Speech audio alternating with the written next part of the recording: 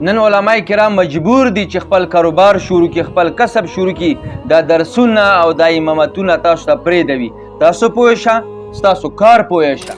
څو ورځې مخکې ما په سوشل میډیا باندې 2 تصویران وکتل، 2 طلباء کرام دي چې په بازار کې الوان خرڅوي. زه منم چې دا د غیرت خبره ده چې سړی په خپل لاس پیسې وګټي. خو تا چېرته دا سوچ کړی دی چې دا علماء کرام ولې کار ته مجبور شول؟ دوی بازار ته ولې وروتلو؟ دا ما او ستا د لاسه بازار ته وروتلو، دا ما ستا د لاسه بېعزته شولو.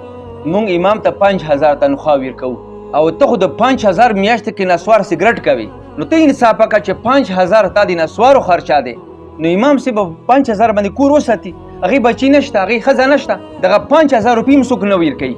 بله ورځ ما سره امام صاحب میلاو شو، ما ته ویل چې مولانا صاحب زه کلي کې امامتوب کوم، هر کور باندې 200 روپۍ کېدولې دي. وایي په کلي کې یو مالدار دی، هغه پسې د کال پیسې پاتې دي، 200 روپۍ هم نه ورکوي. او مسجد کې چې کاري صاحب ماشومانو ته سبق ښیي، یا 100 روپۍ فیس اخلي یا 200 روپۍ فیس اخلي، دې نه زیات نه اخلي، هغه موږ نه ورکوو.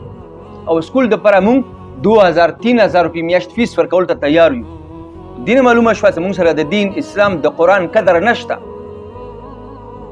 موږ سره د دنیوي تعلیم قدر دی. ځکه خو مسلمانان ذلیله دی چې قرآن ته یې شا کړي دی، د قرآن قدر د دې په زړه کې نشته. نن چې موږ باندې حالات راغلي دي او وجه دی چې موږ قرآن مخ اړولی دی، موږ سره د قرآن قدر په زړه کې نشته.